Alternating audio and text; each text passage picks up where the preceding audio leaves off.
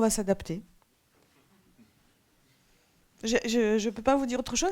C'est soit on prend le choix d'attendre et on fait des contrats courts, et puis voilà, soit on mise sur l'intelligence du marché, du partenariat avec nos fournisseurs, et on essaye de se dire qu'on va arriver à intégrer les contraintes qui vont venir dans les contrats que l'on a. Quand on a un budget prévisionnel à mettre en place et qu'on ignore finalement quelle sera la facture, c'est...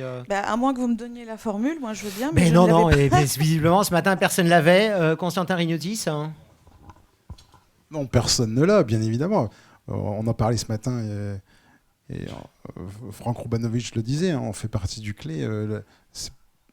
C'est une inconnue pour tous. Alors après, vous pouvez avoir de la flexibilité dans vos contrats qui vous permettent soit de rester au marché et puis d'intégrer le coût de capacité, ou peut-être revenir à l'arène et puis que ce coût de capacité soit amoindri. Mais aujourd'hui, quand vous voyez qu'entre l'arène et le marché actuel, on est entre 4 et 5 euros en dessous, voilà, j'ai pas de boule de cristal, sinon je serais aux Bahamas aujourd'hui en train de boire un cocktail, mais voilà. Et on ferait un duplex par Skype. Voilà.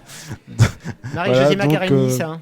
Voilà, on essaiera de s'adapter au mieux, mais il est clair que vous avez un board qui vous dit l'énergie baisse, le pétrole baisse, reste baissier, les marchés d'énergie baissent, et on doit leur démontrer que oui, l'énergie baisse momentanément, mais la structure globale du coût est plutôt sur un marché qui est plutôt bullish, en hausse.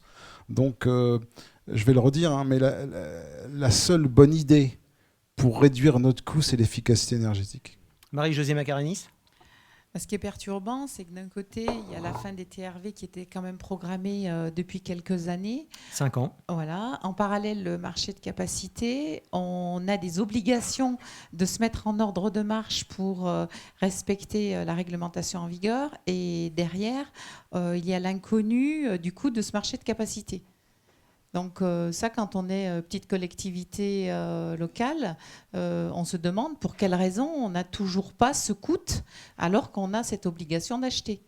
Donc là, ça a interpellé à la fois la CRE, à la fois l'État, en disant mais pour quelle raison aujourd'hui avons-nous ces attentes ? Et donc globalement, oui, effectivement, on a signé un marché, on a fait comme tout le monde, hein. On a mis un article bien adapté qui permet à la collectivité de rediscuter avec le fournisseur. Aujourd'hui, on est sur des prix fermes, donc qui sont, comme on le disait tout à l'heure, relativement intéressants. On intégrera ce coût-là, mais dans les budgets des collectivités locales qui sont extrêmement restreints, on ne sait pas leur répondre en tant que coordonnateur du groupement de 250 collectivités de quel ordre ce sera, puisqu'on n'a aucune information aujourd'hui, 18 mois de la date d'échéance.